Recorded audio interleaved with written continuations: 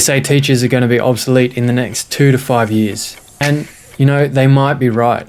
After 12 years in education, I've realized that there's a couple of key aspects that a lot of teachers are missing. And I know this from experience from being a university lecturer and just delivering professional learning for hundreds of teachers across the state. There's this one fascinating thing that people are missing about AI. In this video, you're going to learn the critical difference between AI and AGI, and there's a huge difference for teachers. Why human creativity can't be replaced, and it's backed by science. And the exact blueprint I use to be an AI innovator in that education space. So let's get crystal clear before we move on of what AI can do and can't do in education today.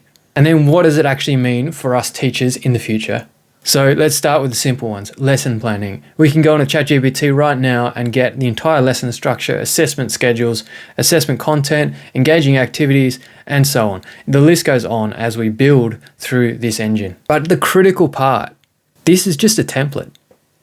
It lacks a real understanding of our students. Really, it does not understand the awareness of the dynamics of the people in those classes.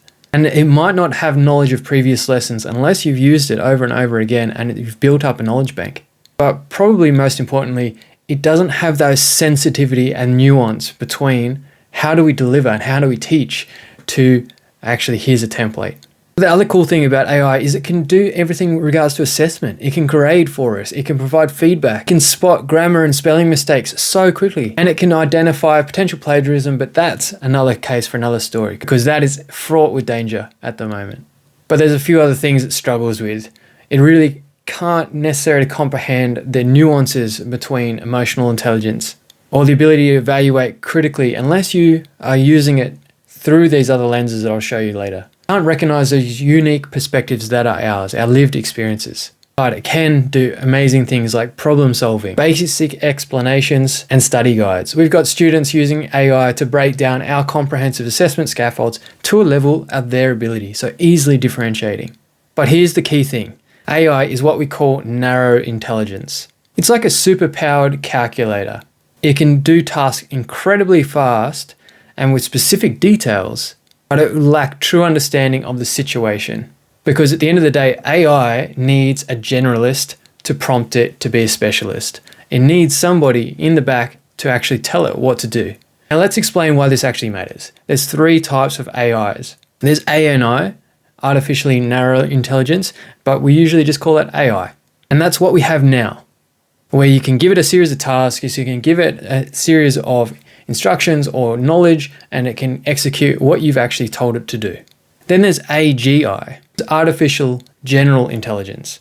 And this is equivalent to human level intelligence. Now we're not there yet, but with ChatGPT's new release of tasks and agents, there is becoming more self-driven. What agents are, let's just go one step further, is the ability to give it a persona or role and then it to actually execute tasks along the way without you having to consistently prompt it. So it can, for example, create your calendar or remind you, hey, you've got this activity coming up. Have you sent this? Have you done that? And it can actually start being like an assistant. Now there's the third one is artificial superintelligence. We're not going to go into that because even for me, it just boggles the mind. And this is beyond human capabilities. Now, who knows how long we're going to take to get there? Because currently we are still in that first one. It's still a machine that needs a skilled operator to work effectively. It's just like a calculator needs a mathematician to punch in the numbers. So this brings us to the most important point that I want to get to. AI isn't replacing teachers. It's replacing the tasks that we do. And that's exactly why we need to understand what AI is and how to leverage it to stay relevant in education. Now let's talk about how human teachers are irreplaceable right now. So humans have the ability to explain at a universal level. What does that mean? Well, we can understand abstract concepts. We can create new theories, test ideas against reality, learn from failures, adapt strategies in real time. So AI isn't here to replace you. This is a common misconception I find with teachers, but in the next 2 to 5 years, unless we adapt to this technology, we are going to get left behind. Now, let me ask you, do you remember just sitting in a classroom and just copying off a whiteboard? And do you remember what was on that whiteboard? Probably not. Do you remember a teacher standing up in the front just lecturing you for about 60 minutes? How much of that do you reckon you really retained? Well, that is, the classic talk and chalk. And that's the ability to just transfer knowledge.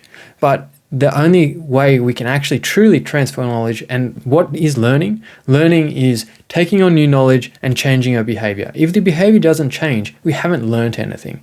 So what do our great, fantastic teachers do? They tell stories. They engage with us.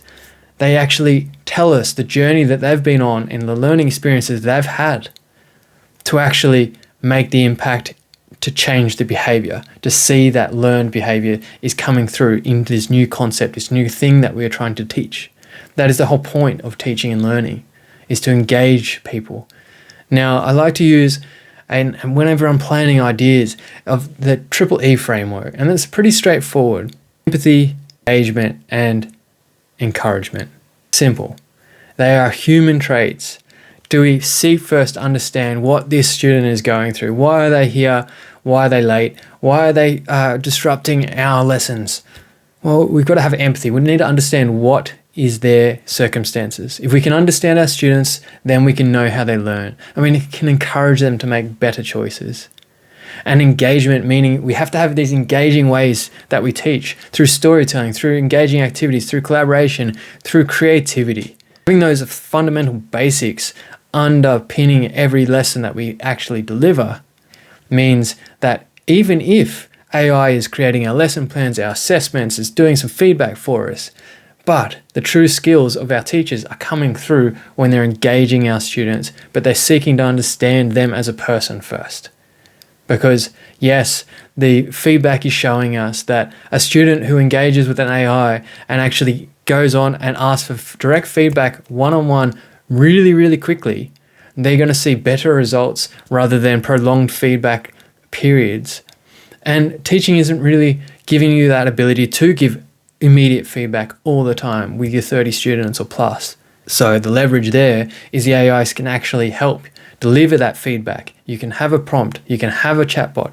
Like for example, in my courses, I've got a chatbot that's built on the knowledge bank of the course. And the students can then use that to interact and get feedback in real time, in seconds, on their tasks that they are doing. Because I understand the power of feedback and dynamic learning, the ability for them to become self-paced, autonomous learners. But before that, we have to engage them. We have to be empathetic to where they are right then and there. Are they ready to learn? If they're not, tough. We're not going to actually do anything better. And are we getting them engaged through encouragement? And that can be student encouragement, peer related, it doesn't matter. But when you can step away from being that authority figure and become a bit more like a community, then we can actually see real growth, because you're then side by side with the student rather than talking directly to them or at them from the front of the room. So modern teaching is about orchestrating that environment, facilitating those peer learning experiences, getting them to collaborate in meaningful ways.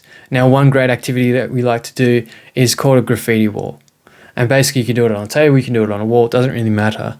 But you give a question, you give a prompt to your students, and then they interact with that document and they put down their 2 cents, they write it on a post-it note or they scribble it on the desk, and then they can rotate, they can talk, they can have their say, because all of it is about giving the student voice and agency. If we can enable that in our students, fantastic. That is exactly what AI is starting to do. It's giving them a voice and agency because they can actually learn at their own speed through the actual interactions they have with chatbots like ChatGPT and the ones that we are starting to create. So these are the fundamental ways we deliver teaching and learning. And they're the foundation for what a great human is. Are they empathetic? Can they critically think? Can they collaborate and communicate with other people? That is the core of what we teach, not necessarily the content. So this is why the future of education isn't about replacing teachers. It's about empowering our teachers to automate the things that are taking a lot of our time. Those admin tasks, those creation of documents and lesson planning and assessments and reports and all those things that are administrative rather than the facilitation of engaging personal interactions. So now let's turn this knowledge into action. We're going to give you a pretty quick step-by-step blueprint so you can get started and not feel like you're actually overwhelmed by the amount of innovation that is coming out in this space because it's moving rapidly.